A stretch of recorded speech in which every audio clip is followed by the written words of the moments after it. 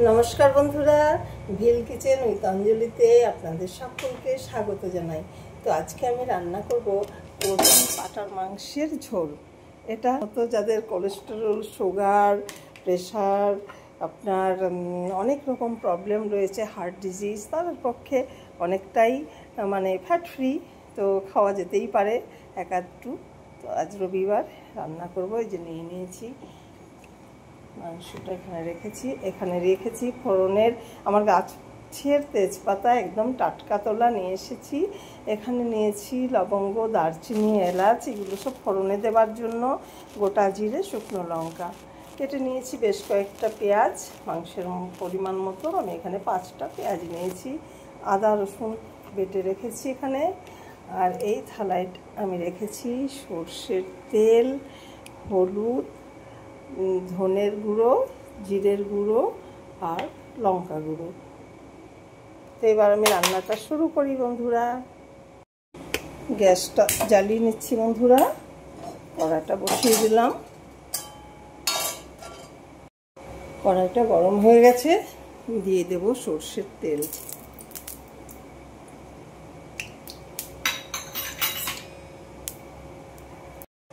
তেলটা গরম হয়ে গেছে, এবার আমি একে একে দিয়ে দিচ্ছি ফোড়নের সমস্ত জিনিসপত্রগুলো।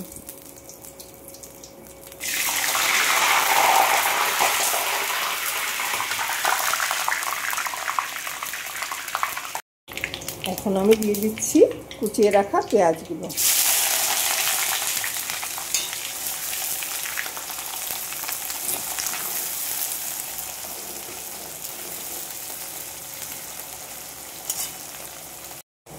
পেঁয়াজটা দেখুন ভাজা হয়ে গেছে সুন্দর করে। এবার আমি দিয়ে দেব আদা রসুনের পেস্টটা।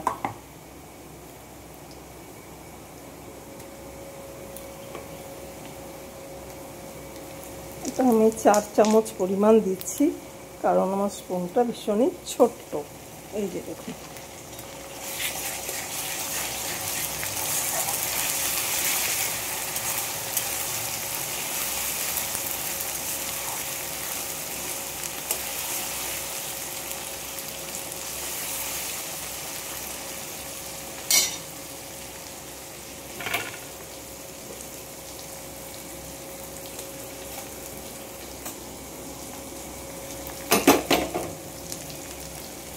এবার আমি একে একে দিয়ে দিচ্ছি হলুদ,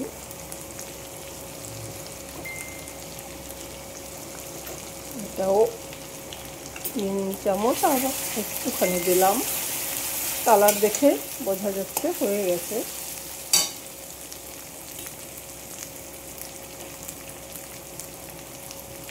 জিরেটা আমি কম ব্যবহার করব, 2 চামচ নিলাম।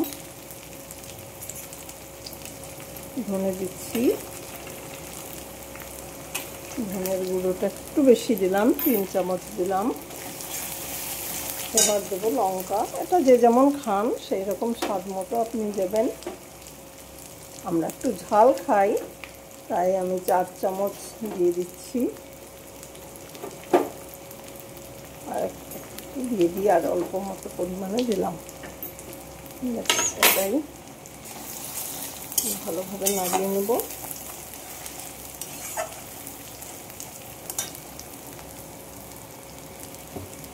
এবার একটু জল দিয়ে দেব।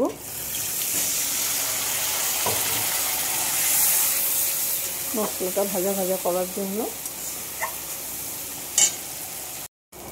দেখুন মশলাটা হয়ে গেছে, তেল ছেড়ে আসছে সাইড থেকে, দেখতেই পাচ্ছেন। তো এবার আমি দিয়ে দেব এই বেবি মাটনের পিসেসগুলো।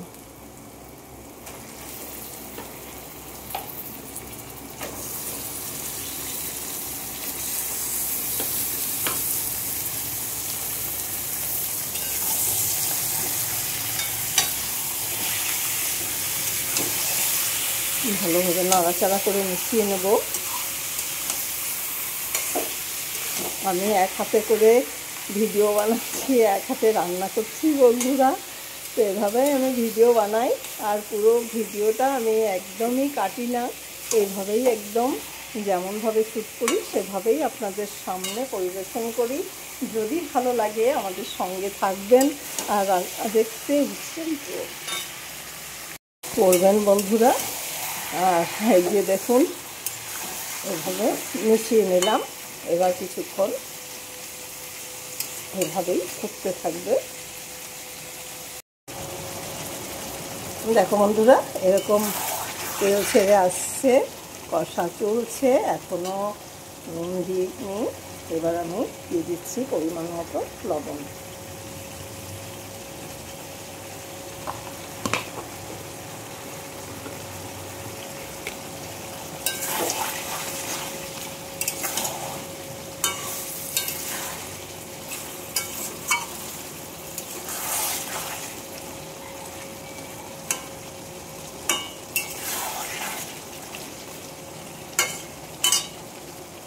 এবার আমি ঢাকা চাপা দিয়ে দেবো। এবার ঢাকাটা খুলে নিয়ে দেখি কী অবস্থায় রয়েছে। এই দেখুন,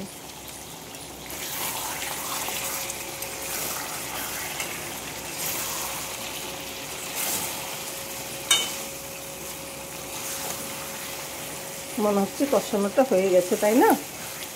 দেখুন,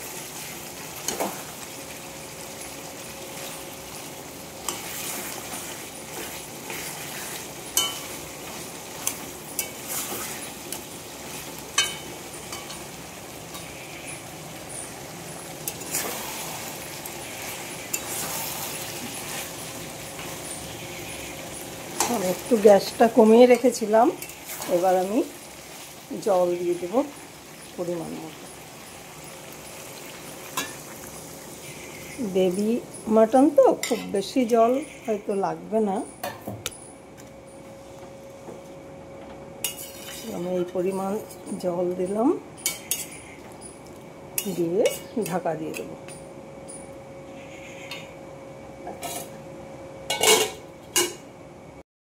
বন্ধুরা, একদম চিন্তা করবেন না।